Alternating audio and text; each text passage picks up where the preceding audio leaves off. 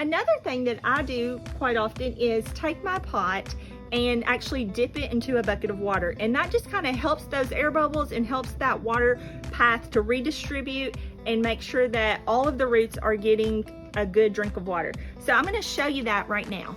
So lots of times you can take your pot, like if you have a 6-inch pot that you purchased at a garden center, you can take it and dip it in the water,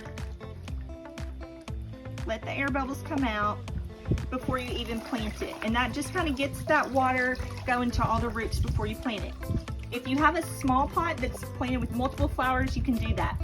We even do it with our hanging baskets, because on my front porch, lots of times I'll notice that the water just comes out immediately. So take your hanging basket, dip it down in the water, let it sit for a minute,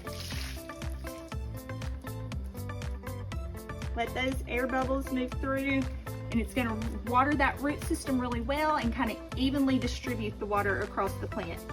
Pull it back out. It's kind of heavy. And now you can hang it back up. So if you're seeing that the water's coming out right away and you don't think it's getting to all the root systems, give that plant a dunk. Paying attention to the way you water can really make or break your plant. So be cautious with it, pay attention to your plant's needs, and follow these tips to keep your plants healthy throughout the summer.